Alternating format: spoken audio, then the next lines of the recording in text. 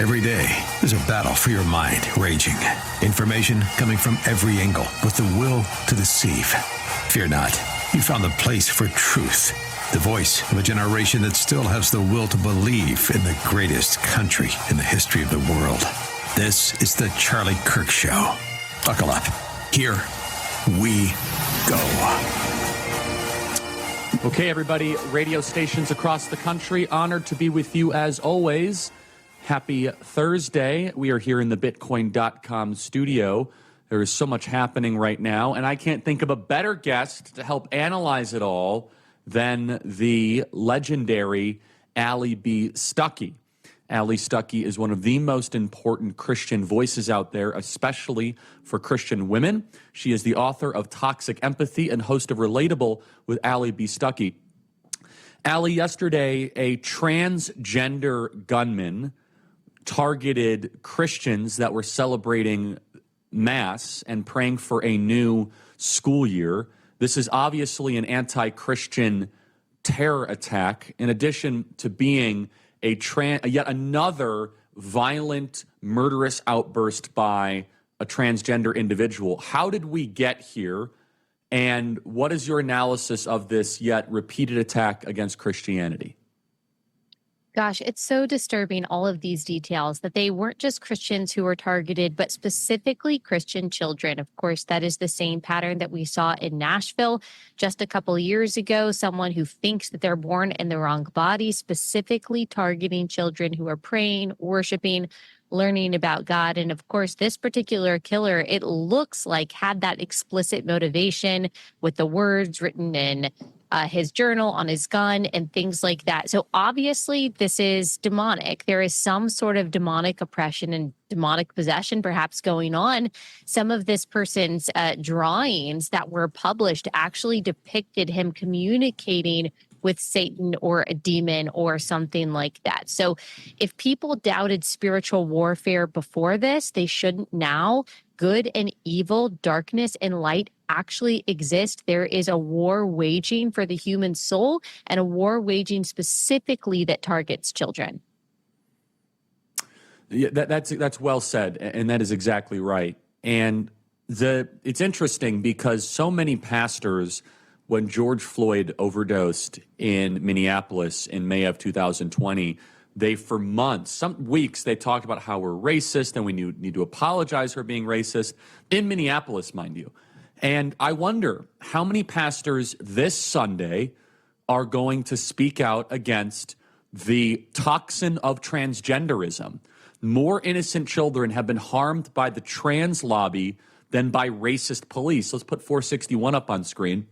This is a picture of, obviously this guy's completely deranged. He's totally insane, so I don't want to read too much into his imagery, but that looks like he's communicating with a demon or some sort of satanic spirit there.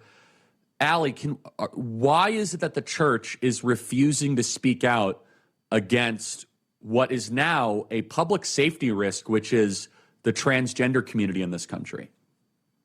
Gosh, that's such a good and sad comparison, what you just said. We had so many pastors who would have called themselves, conservative evangelicals, who after George Floyd's death blamed all white people because of the alleged actions of one person. Mm-hmm. And yet, when it comes to someone who identifies as the opposite sex, of course, we see the mayor of Minneapolis saying this has nothing to do with transgenderism. This doesn't have to do with the quote unquote trans community. And unfortunately, we're probably going to see that vagueness from a lot of pastors who call themselves Christians. But really, they should have been talking about this a long time ago. All Christians, especially pastors from the pulpit, should be on the front lines about this, because primarily this is not political. Primarily this is theological. In fact, it goes back to the very first chapter of the first book of the Bible. So if you are a pastor who says, I don't want to get political, I'm not asking you to. I'm asking you to get biblical. And if you just preach the first 27 verses of the Bible, you will get to the controversial statement that all people are made in God's image as male or female. That is fundamentally theological. And if you are missing that, it's not because you're scared to be political. It's because you're scared to be biblical. And if that's the case, you have no place behind a pulpit.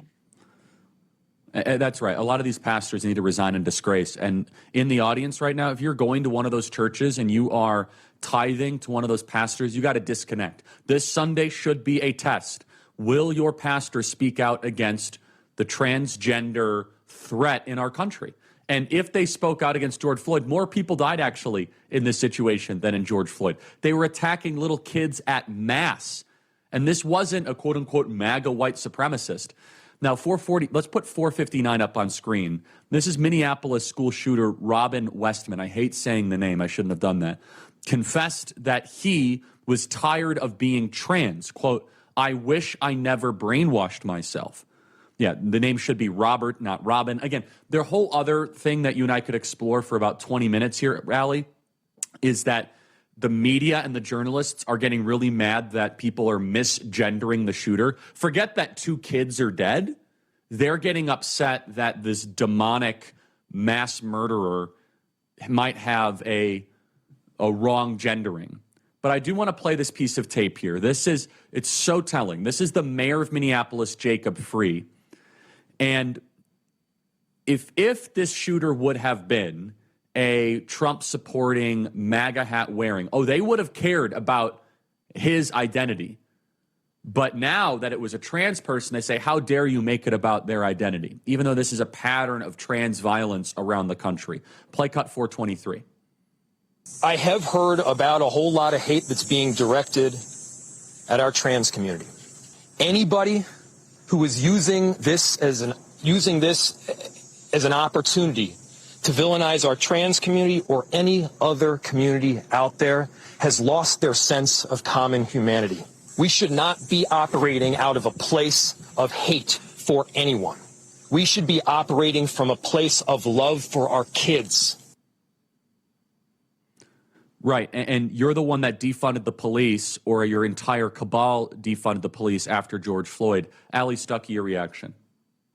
Yeah, he said the same thing on CNN with Aaron Burnett, I think it was. And then he, as an aside, kind of parenthetically said, including Catholic people, including the Catholic kids, as if they are just kind of a peripheral part of this story. No, it's the Christians who are targeted. And he is showing more compassion, what I call toxic empathy, for the perpetrator of this crime, because he happens to be identified as what they consider, a marginalized, oppressed group, than he is for the very kids who are being killed. Yes, the specific mental derangement that a killer has is absolutely relevant to the conversation when we're talking about stopping crime, especially when we see a pattern. If we see a pattern of any kind of person that is targeting another kind of person, in this case, a so-called trans person targeting Christian kids, then I think a smart person might ask, why does this keep happening and how can we stop it? One way to stop it is stop calling a man she, because you are perpetuating the very delusion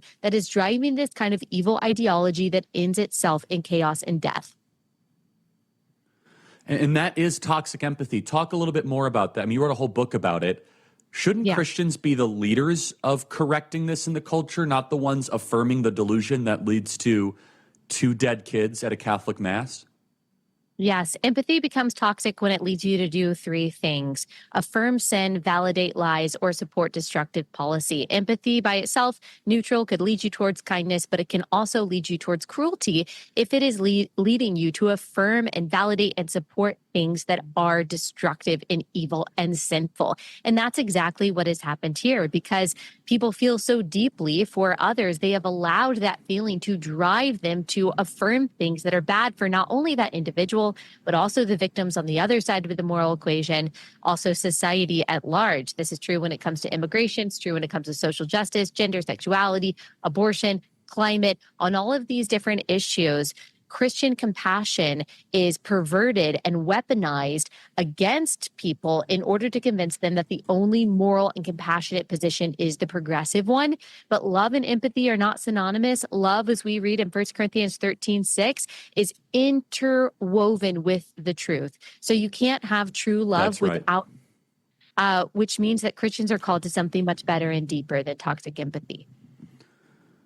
Yeah, Toxic Empathy is a phenomenal book. Allie, stay right there. Allie, I want you to do the talking for me next segment, because everyone's really mad at me that I said something biblical about marriage, and apparently a man is not allowed to quote scripture. And it's not just once, it's repeated in the scripture. So I want you as a thought leader in the Christian space to make my argument for me. I think you're going to do a great job. Stay right there, Allie B. Stuckey. ReliefFactor.com, 100% drug-free Relief Factor, knee pain, back pain, joint pain, elbow pain. Check it out right now at ReliefFactor.com. Relief Factor is amazing. You guys should check it out right now at ReliefFactor.com. Relief Factor is a wonderful way that you guys are able to get more sleep. I want you guys to check it out right now at ReliefFactor.com. That is ReliefFactor.com. Knee pain, back pain, joint pain, elbow pain. So take a look at it right now at ReliefFactor.com. That is ReliefFactor.com. 1-800-4RELIEF. Get out of pain today, ReliefFactor.com. Email us as always, freedom@charliekirk.com. Subscribe to our podcast. God's design for marriage is awesome. Allie B. Stuckey next.